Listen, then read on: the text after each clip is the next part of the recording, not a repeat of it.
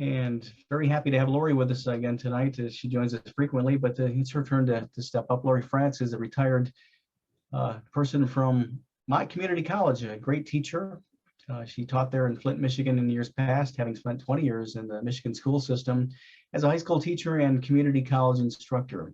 She has studied metaphysics since the mid-'80s and became a Coptic minister in the year 2007. She led the way for myself and others as she went through the program.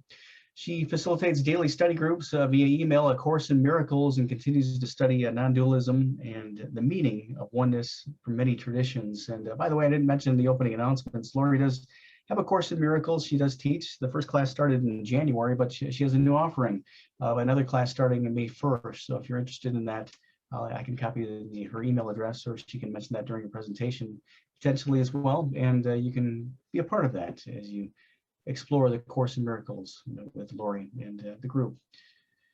But first, we'll hear her presentation as you contemplate the idea of A Course in Miracles for yourself. Life as a Boomerang is her topic. So, life is a boomerang. And the reason this particular topic came up for me was that I've been going through some old paperwork stuff. You know, when you turn 80, you've got a lot of junk, right? Well, some people do. I guess I do anyway. So just basically, trying to get rid of stuff. And so I got to show you this old notebook. It's just an old spiral notebook. Anyway, was in my collection. And inside the first page were the words, "Life is a boomerang."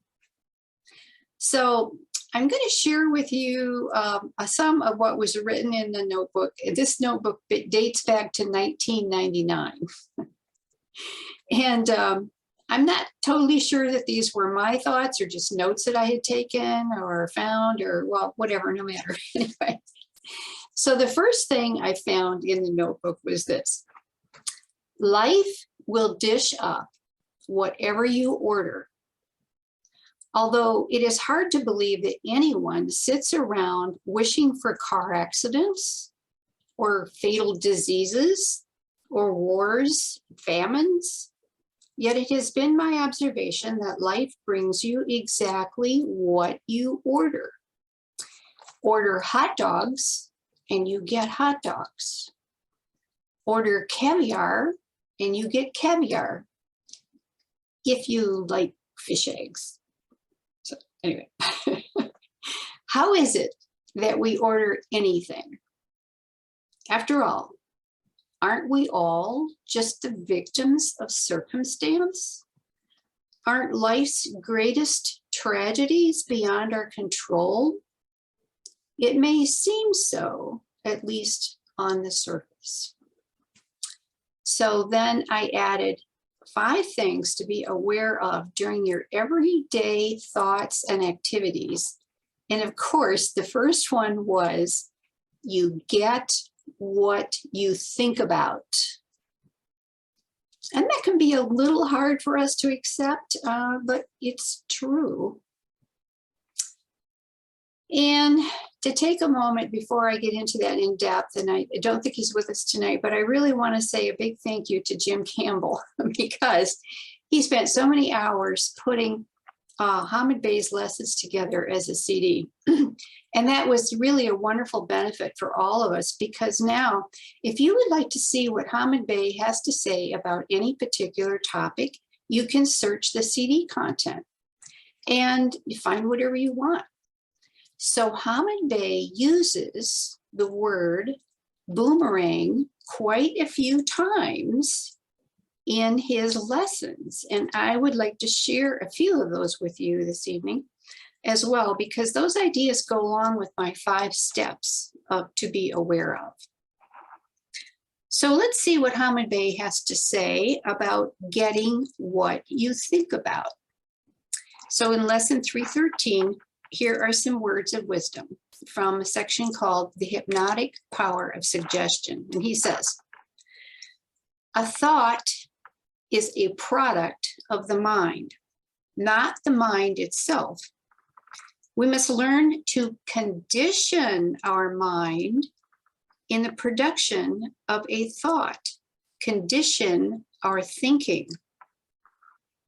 To become what we want to be, therefore, requires the ever-present realization that every thought we release is a never-ending vibration and will, like a boomerang, come back to us loaded with the same type and intensity of thought and emotion by which it was sent out. So by controlling our mind, we can control our destiny. Wow. We get what we think about, and by controlling our mind, we actually control our destiny. So if our thinking is in the vibration of fear or anger or anxiety, we are sending that fear, all of that anxiety, to ourselves. And not only to ourselves, but to those around us. And that can result in a lot of, like family infighting, angry parents, angry children, street fights, and it just goes on and on. On a global scale, negative vibration can result in wars and famines. And like I mentioned earlier, every negative thought we have about that contributes to the negativity of the world. Now, the second thing I wrote down about our everyday thoughts was how we indulge in swapping victim stories. He did that to me. Wasn't that terrible? Poor me.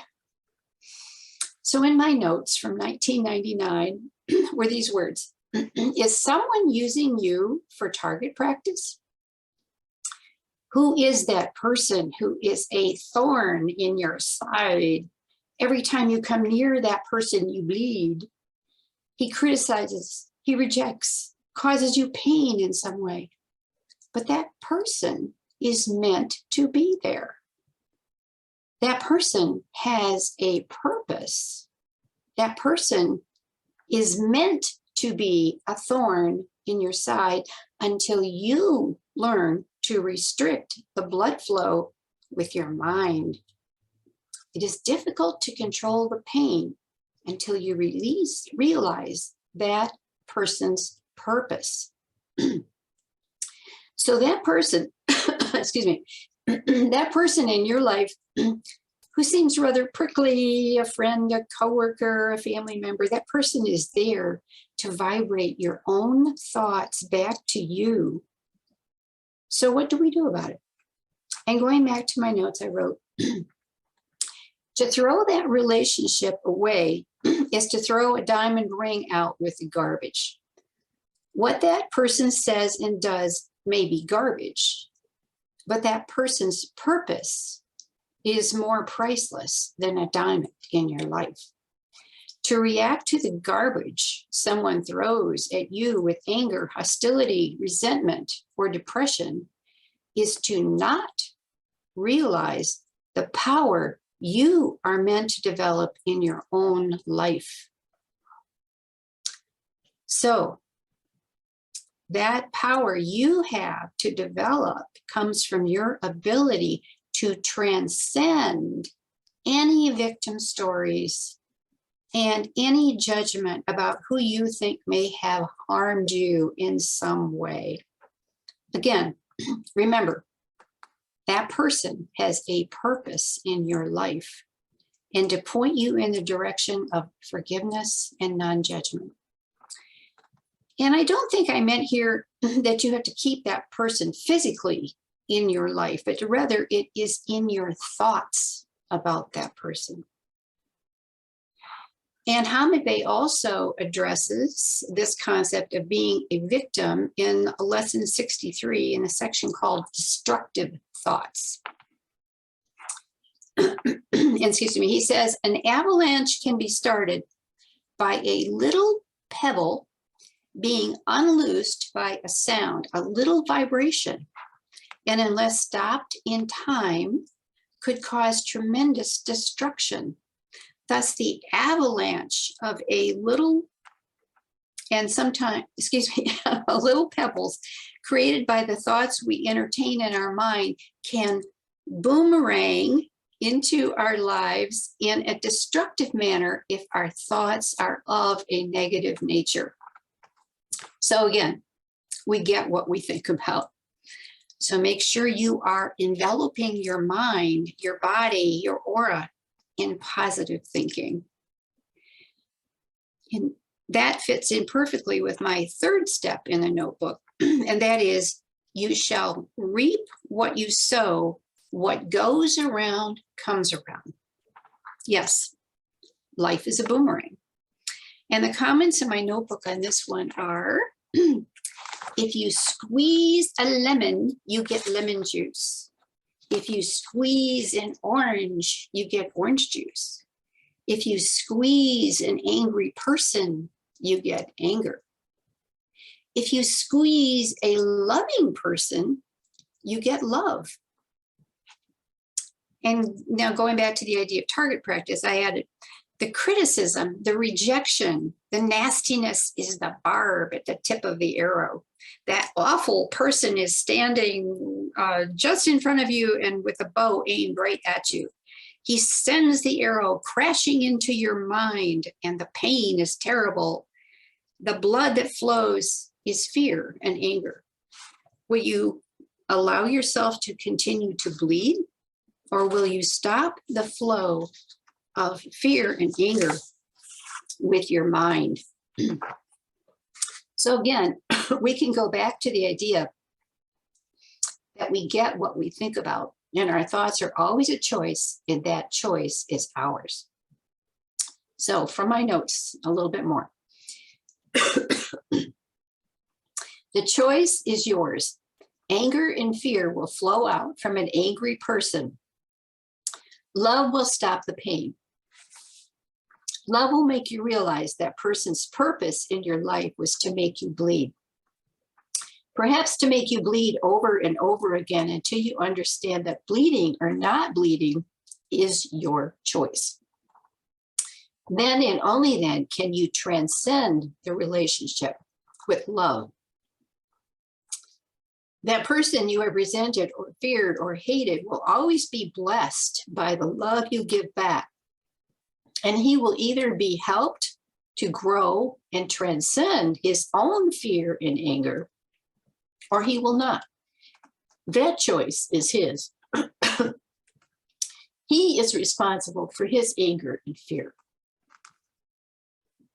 But at that point, when you have released all your anger and fear and replaced it with love, then you are free. No one will be able to take your joy because you have not allowed your happiness to be replaced by fear. You will have learned to stop the flow of blood with your mind. Excuse me. And Hamid Bey adds these thoughts from lesson 102, The Art of Happy Living. And he says, we are the children of God. He has given us laws and principles to guide and protect us. And if we venture too far away from his protection, he has a way of calling us back, whether it be by hunger, sickness, suffering, or unhappiness.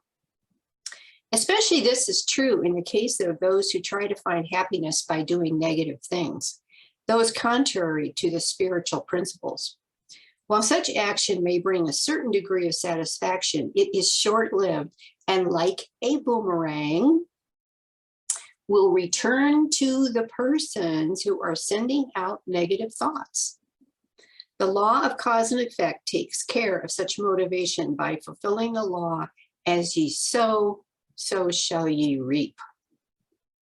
And of course, the idea of karma is embedded in this thought, and that goes along with my fourth step, which is sow good seed on fertile ground.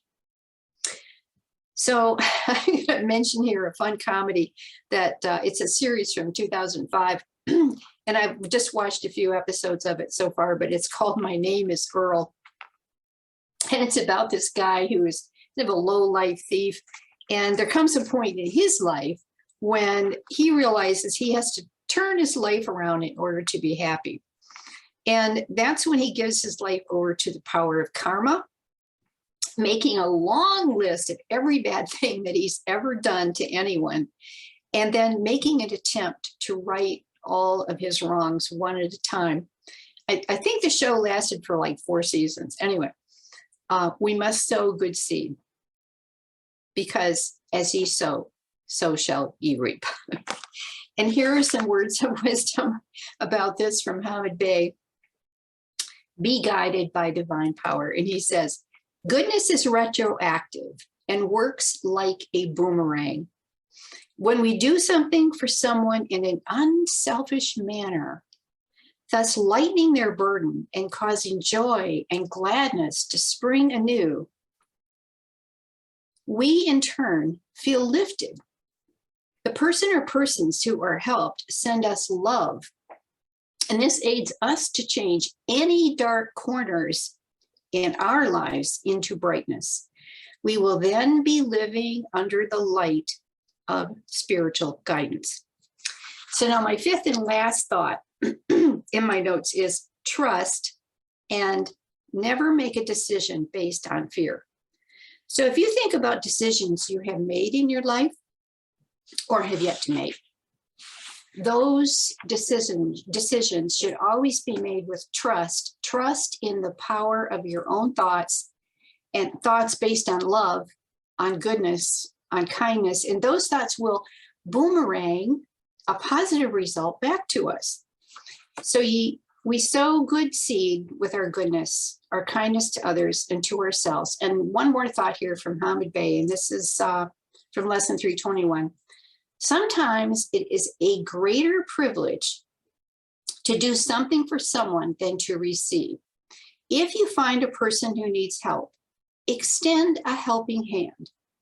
This does not always mean materially, but by kindness. In this way, you lift his spirit and thereby give him everything. For you bring him untold wealth, for it is the means whereby he can see life from a different standpoint, no matter how low he has fallen. Oftentimes, friendship is more valuable than money, for as often as the spirit is there, there is hope for that person. Thus, we give happiness to others, which, like a boomerang, will also bounce back and give happiness to us. So, yes, the kindness we give to others will bounce back and bring happiness to us, as we are all the children of God. And it's a very important concept that we must all remember. And here's just a little bit more from Hamid Bey, lesson 327. Negative thoughts, like a boomerang, return to the sender. Your soul, your conscience will tell you what is right or wrong. When you follow its guidance, you need fear nothing, for you are traveling the right road. I have already said we are hurt by our own ignorance, but we are not ignorant when we say we will do unto others as we wish to be done unto us. So always trust divine guidance and never make a decision based on fear. And now I thought you might enjoy, this is a short video about doing good unto others. And it's called Kindness Boomerang One Day. And so Alan said he would have that ready for us. So Alan, thanks for doing this. Hopefully it's going to go okay. Thank you, Alan. So it was a great example of how kindness can boomerang in a positive way. So it'd be, I guess, kind of fun if anyone's got an example that they would like to share with us, boomerang in your life. I know our wonderful John Davis is always giving compliments to people and smiling, and he's happy. So it's cool. Thank you. Thank you, Laurie. Wow, what a presentation, and love the video too. The acts of kindness. Yeah, great. Really nice. And, Wonderful. It did made me realize, how to protect yourself from the criticisms and negativity, but also spin it around and make it positive too. Like like John does, and wonderful examples and Master Hamid-based teachings too. Anybody else have comments? Laurie's presentation tonight and cause and effect night. Wow. Thank you, Laurie. Sometimes it's good to get back to the basics, you know? Yeah, Laurie, that presentation was a life changer. You apply those things, your life changes, and wonderful things happen to you. So thank you for taking all the time you did to prepare that beautiful presentation. Thank you, John, for all the kind words you give to people all the time. It's great.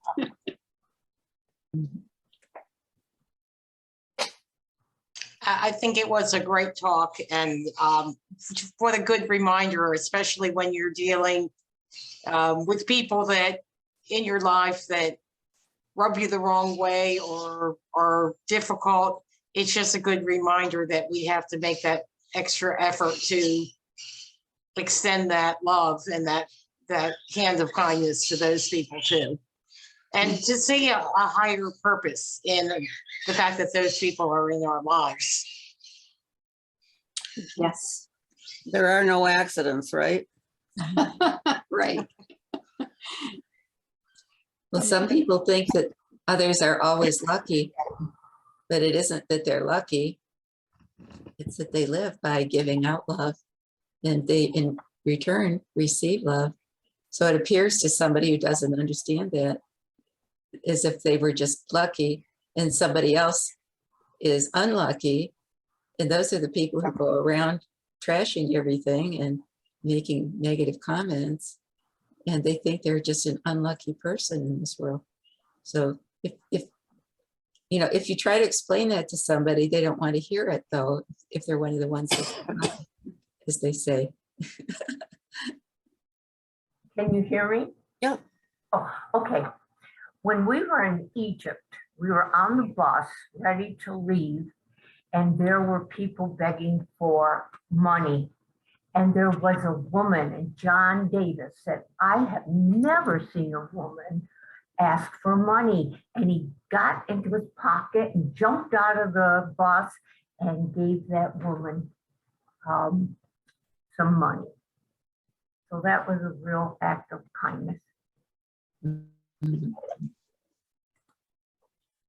What is it? I don't remember where it comes from, but when there's the person who performs the act of kindness, and of course the person who is the recipient of that, and the positive feelings that they get, but there's a positive outcome for people witnessing that act as well.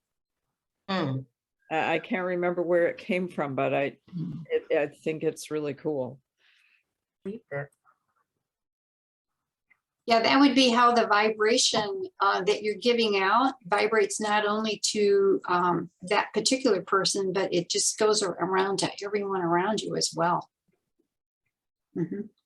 Well, I like the concept too of the clear, cancel, delete, because we all go into reaction about some things, to think that we can never just say, whoops, and pull it back and replace it with a positive affirmation. To me doesn't make sense. So I was real happy to hear that concept of clear, cancel, delete. Not that I always catch myself quick enough, but still when it comes back to you, it's like more and more I'm hearing lately about bless it as an opportunity. When we find ourselves in these critical areas of others and comments and in all walks of life, we put ourselves in a bubble of white light, but what are some action steps, Laurie, that we can take towards our own self-protection, but taking that lesson that we're learning, like you mentioned, Master Hamid mentioned, and utilizing it towards a baby step or maybe a leap towards making life better, and helping not only ourselves but the person or persons that are being critical. Well, this can be a very it can be done very much with your mind in terms of, and what my favorite way of looking at that is to place a beautiful bubble of light around that person, and just sit and be in that space for a while you are visualizing that person in this huge bubble of love and light, and just be there. And then maybe somebody else or whatever, but maybe an entire country. You think about the Ukrainian people, or even the Russian people that have been arrested for protesting. If you could put a huge bubble of light around all of that, and even I said this one other time, even around Putin himself, because it's not just the suffering people, but we also have to send that light and love to everyone. As I said earlier, we are all the children of God, and it's so important for us to remember we're all here on a learning path in this schoolroom we call Earth. Thank you. Something else just entered into my mind. There for a while, John was talking a lot about magnets and mirrors. Well, how often do we stop and think about an unpleasant situation that's in front of us and say, how is it that I drew this to me? I'm the magnet for what I'm seeing and feeling and hearing. So rather than, looking out and saying, oh, isn't this a terrible situation? What have I done to create this? And then go about trying to neutralize it and forgive it. I work a lot with Ho'oponopono. Yes.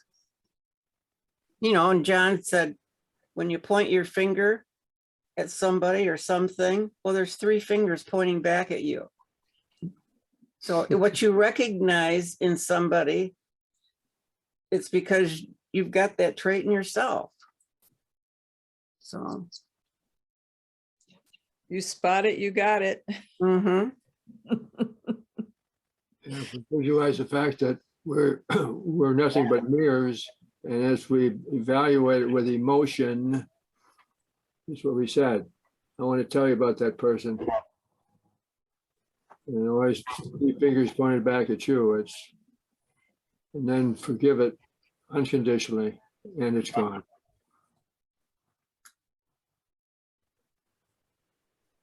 That's a great analogy. The finger pointing. Thank you, John. We all do it. Yeah. We all do it, and we can forgive it very easily by just saying, "I forgive him or her." It's gone. Just like that. Yeah. By the way, your presentation was absolutely magnificent. You did a beautiful job. Absolutely. Thank you. It's really amazing, isn't it, when you think about it, all the players in our life,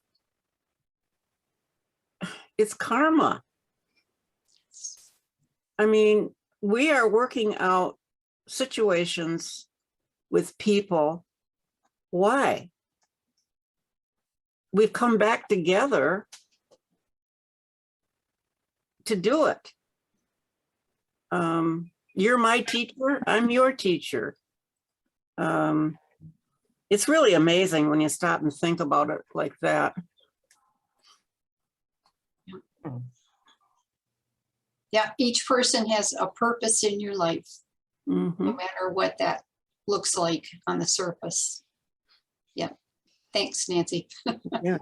In the December 31st World Healing Meditation, there's a phrase in that meditation that says, to every man, woman, and child on earth, I say that to you, that I love you. You are my holy self. Mm. Mhm. So if we can accept that, everybody that comes into our lives, like it or not, is ourself. Mhm. Thank you. That was beautiful. I have a question. We all have groups of people or people in our lives that are hard for us to deal with. And I'm wondering, I'm thinking about a group of people and several individual people in my life that that I've had to deal with in the past, and I don't feel any animosity toward them. They're each of them is on their own journey, and they're doing the best they can with what they have at the time, same as I am. But after a while, you think to yourself, these people don't bring out the best in me. Is there a point where you think that you should just say, I love you, I bless you, and I release you, and not continue to be involved with a particular person or a group of people? I haven't been sure sometimes about what to do about situations with people that maybe have been close to me at one point in my life, or just for people that I met through an organization or something. Like I said, it's not that I'm having any disagreement with them, but they're just not people that bring out the best in me. And I feel like I need to move on away from involvement with them. But I don't know if that's the right thing to do or not.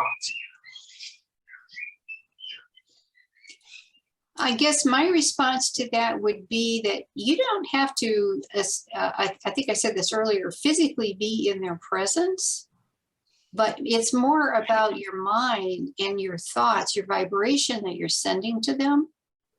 And that is the essence of what needs to happen, is that you need to send them love and light from your heart, from your being, to that in that positive vibration rather than a negative vibration.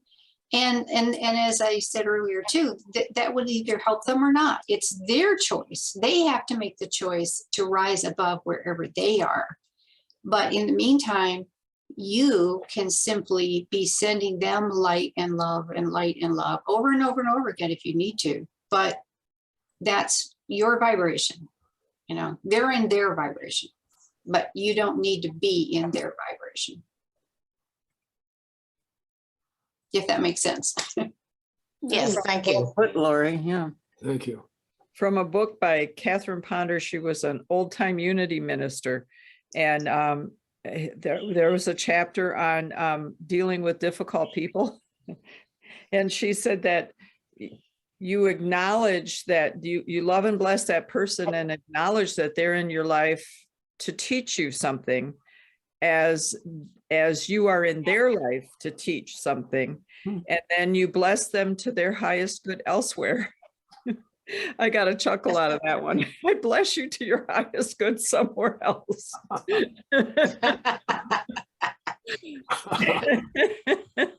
Time for you to go bye-bye.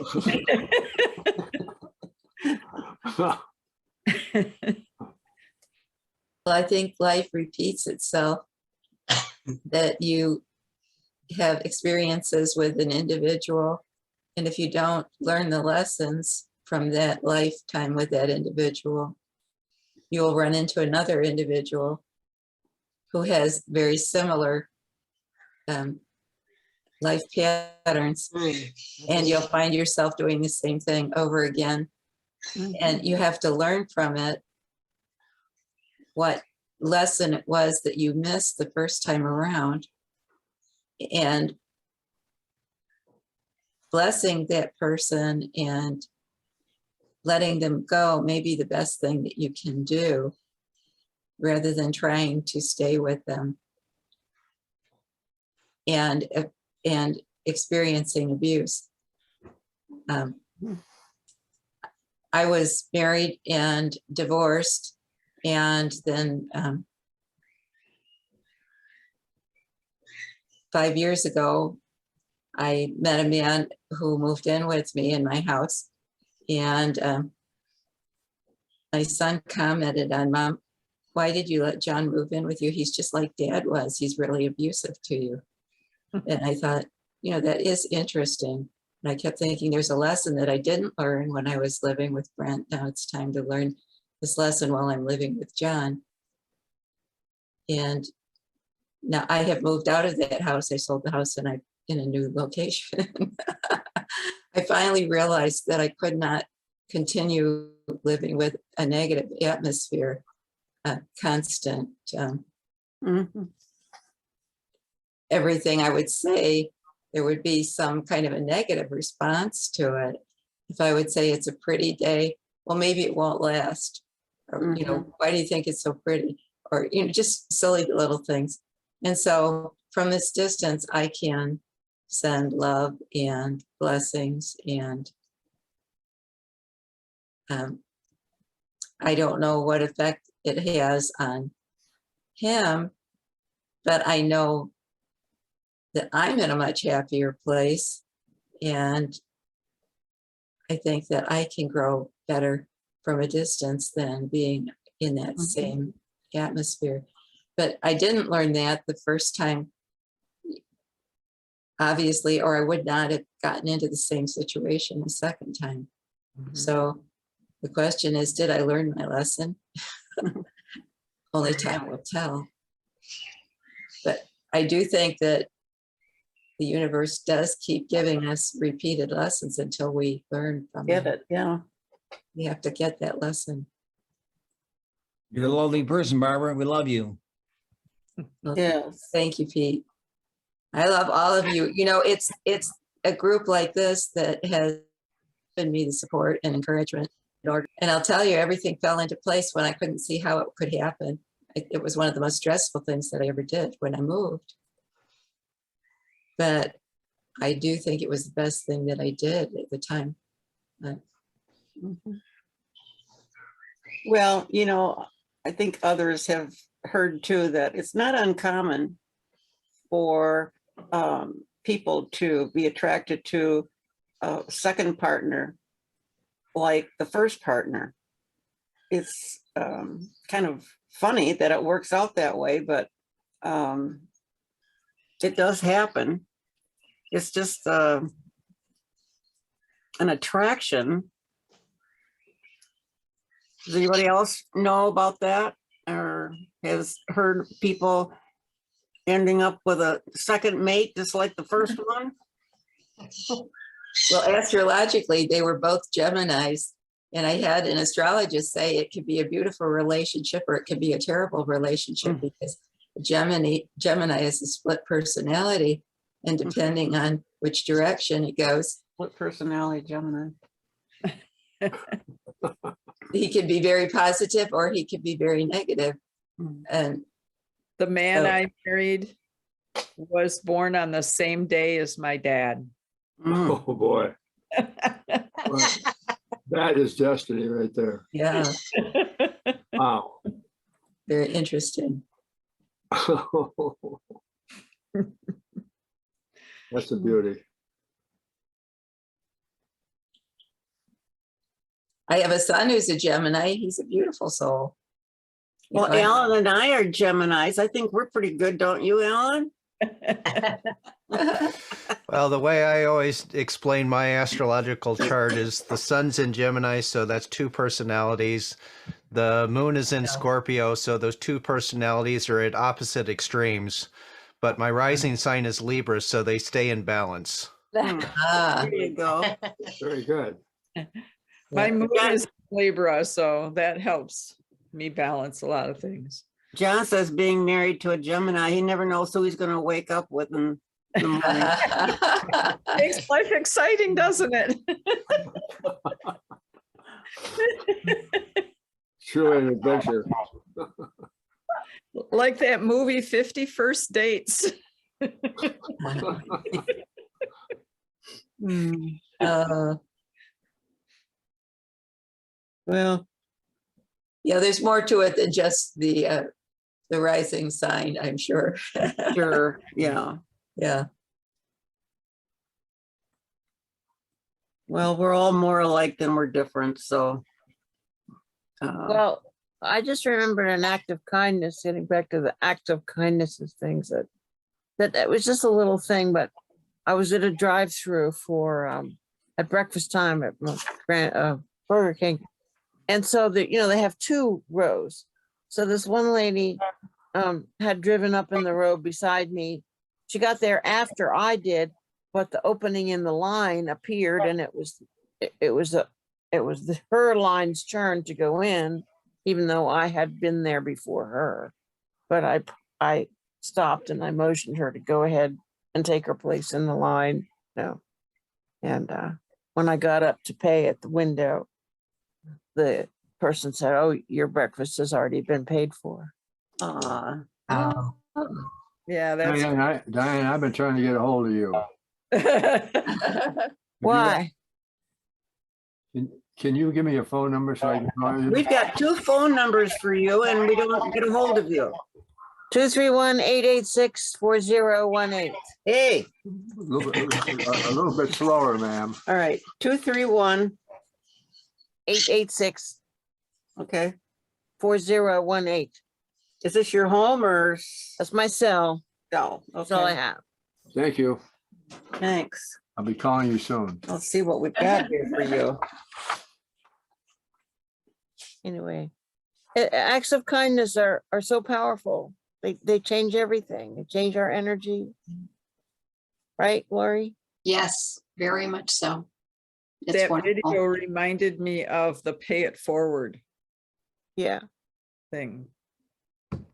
So, One quick little thought that they say it's more blessed to give than to receive. However, receiving something that's been given to you is very important because that person then will reap the benefit of kindness. So it's important to allow people to do things to be kind toward you because you're allowing them to participate in this law. A quick little thought. Another quick little thought is how pleasant it is to listen to such a nice group as this of truly enlightened people that get together and express themselves. I find that I have very seldom been amongst a group that is as enlightened as this group here. And it's very pleasant for me to listen to what you have to say. well, thank you, Bill. Thank you. Thank you. I hope Tells you a keep- lot about the person who leads the group. I hope you keep Lori. joining us. Laurie, what does the Course in Miracles have to say about giving and receiving? Well, pretty much the same thing that we've already been talking about, that what you give, you receive. Giving is receiving. It's the same. Giving is receiving. You're giving to yourself as well as to the thoughts of love that you're giving, the vibration you're sending out to others. You Comes are back. receiving it. Yeah. Yeah. I had a situation when I broke my ankle, a neighbor that I used to see and say hi to, but I didn't really know her, was asking me, because I was on my crutches, was asking me if she could help me. And I asked her if she would hold the door open because it would close fast. And just that simple request, her face just lit up. It's like if I would have said, no, I'll figure it out, this kind of a thing like that, it would have gone by. But if I hadn't asked her to do that, I would have denied her the opportunity to give me that kindness. Mm-hmm. And I'll never forget that. I mean, her face just lit right up, and all I asked her to do was hold the door. Well, think how excited children get when a parent has a birthday and the other parent is planning something special and the kids are planning something special too. They get so excited about that birthday celebration because they get to give something. Mhm. And there's something about giving that gives you a high. Yeah. Sometimes we forget it as we get older, but it's always nice to watch the expression on somebody's face when they get an unexpected Yeah. gift.